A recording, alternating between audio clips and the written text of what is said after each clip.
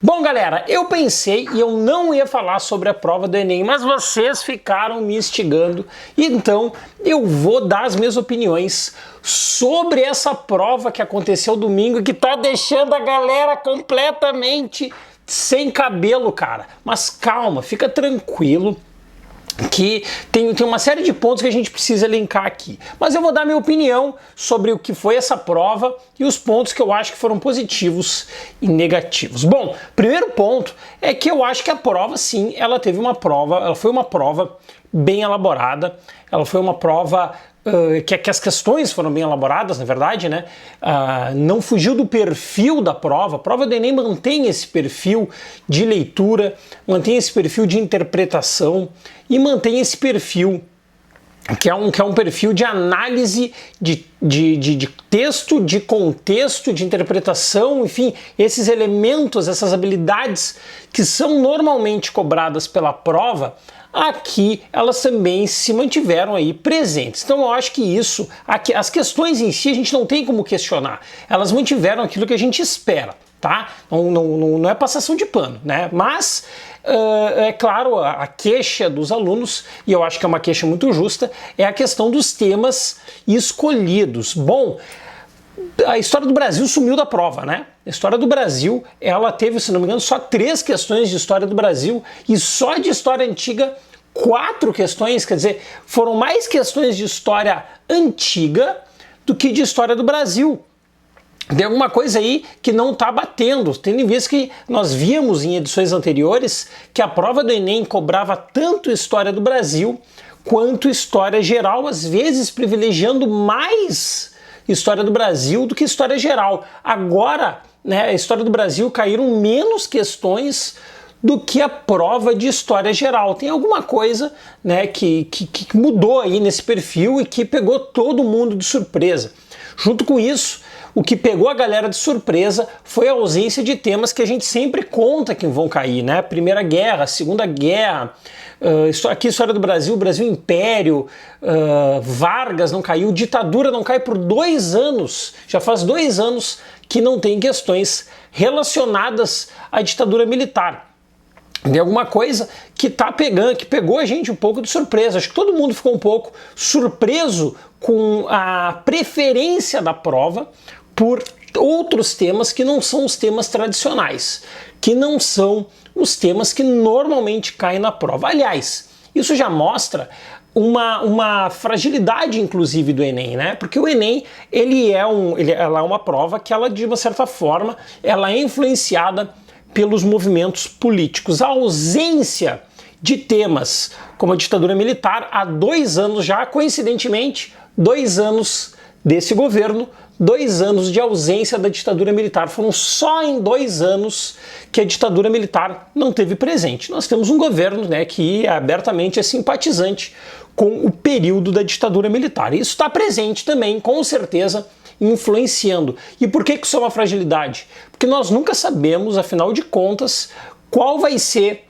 a linha adotada pelo Enem, qual vai ser a influência do governo nesse sentido, nessa aplicação, nessa elaboração da prova. Até vi a galera indignada que não caiu Vargas também, né? Vargas é outro tema presentíssimo nas provas e a galera preferiu se esconder nos temas de história antiga. E eu digo se esconder porque a prova do Enem, tradicionalmente, é uma prova que cobra muito temas reflexivos. Nós já vimos ali temas sobre homofobia, sobre racismo, sobre machismo, sobre a construção histórica do patriarcado, sobre a herança histórica da escravidão.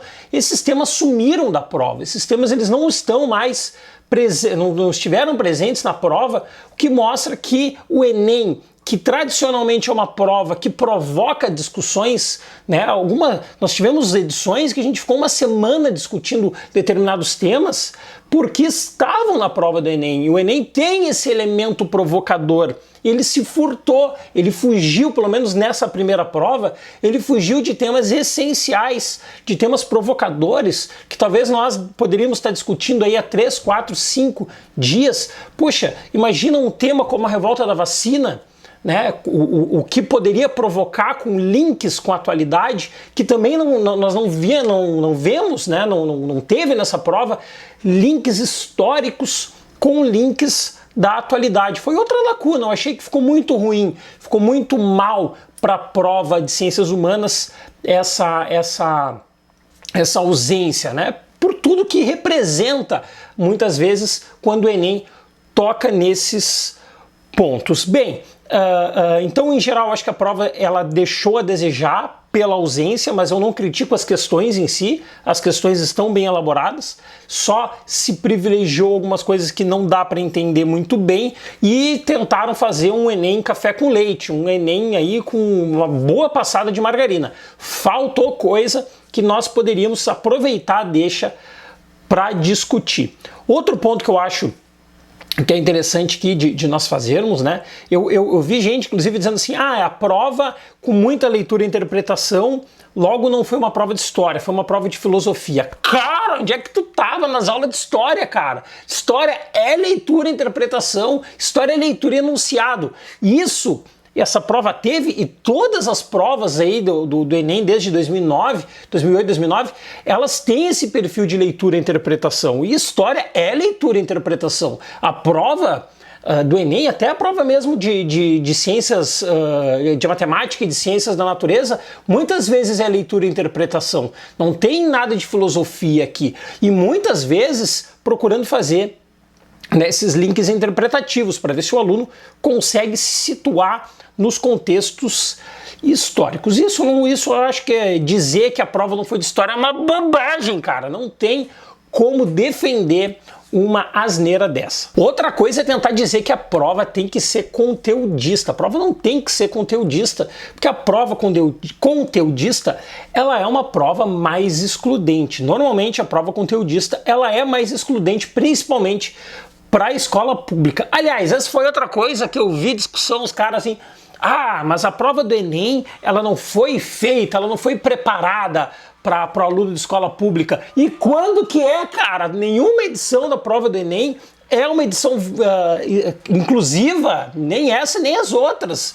Porque nós temos ali milhares de estudantes, né, competindo por um número, por 20% de vagas, é sempre muito mais candidatos do que nós temos de vagas. Então é natural essa questão, esse ponto, ele está em todas as edições do Enem, né, esse caráter excludente. O Enem é excludente de 2020, sim, mas o de 19 e o 18. Por que eu digo isso? Quando tu vai lá e tu afirma que o de 2020 ele excluiu, tu tá dando a entender que as outras edições eram inclusivas. Não, nunca são. Elas são, o processo seletivo ele é sempre um processo muito mais preliminar do que para selecionar. Esse Enem manteve o mesmo perfil dos demais, tá, galera? Então isso não tem como fazer essa crítica, porque essa crítica ela tem que estar presente em todas as edições, né, do Enem, porque esse foi o perfil até agora de todas as provas, né? Sobre a redação, eu vou fazer pequenos comentários, assim, sim, porque não é minha área, não aprofundo tanto, né? Mas o tema da redação foi bom, foi provocativo, foi cativante, porque dava para utilizar muitos temas aí, embora eu me surpreendi que tem uma galera que não sabia o que era estigma. Eu vi a galera enlouquecida nos grupos aí do Enem, dizendo que não sabia o que era estigma, e aí fugiram para vários pontos, né? Foram para tudo que era lugar, tudo que era buraco, menos para o tema da redação. Isso me surpreendeu.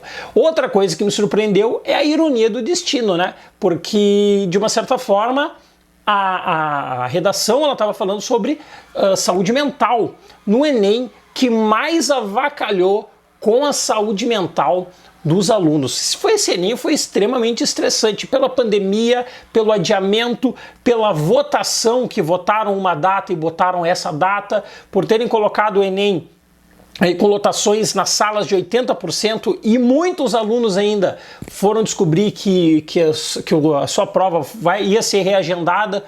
No dia da prova se prepararam, dormiram mal porque a gente fica nervoso. Tudo isso virou, né, uma bagunça, né? A prova do Enem ficou literalmente com esse ritmo de bagunça. E outro ponto, também, que daí é um conselho, eu não vou corrigir a prova do Enem, e quando eu fiz o Enem, eu não corrigi minha prova. Eu recomendo que tu não corrija a prova até fazer de domingo, porque ela vai ou te desestimular, o que é um problema, ou ela vai achar que tu já tá lá dentro e também é um problema. E esse Enem é um Enem tão louco que é melhor a gente trabalhar com a cautela, porque nós tivemos aí aproximadamente mais de 50% de abstenção, foi a maior abstenção da história, o que também não surpreende com todo o caos que os caras fizeram com essa prova. Então é imprevisível, inclusive agora o processo seletivo posterior, pode ser que o teu desempenho nessa prova não tenha sido tão bom e ainda assim tu esteja no páreo numa vaga do SISU, ou numa vaga do ProUni, embora agora o ProUni parece que deu dando uma confusão com esse Enem também. Mas não joga toalha e não corrige, apenas foca na próxima prova. Certo, galera? As minhas opiniões, as minhas impressões sobre a prova são essas, fica à vontade para discordar. Só lembrando também, eu só falei das questões de história, não falei da prova de ciências humanas como um todo, porque daí eu ia falar que os caras estavam enlouquecidos por geografia física, mas eu vou deixar isso para uma outra hora. Certo? Se concordou, se discordou, deixa teu comentário aí que eu quero te ouvir também. Certo? Valeu! Tchau!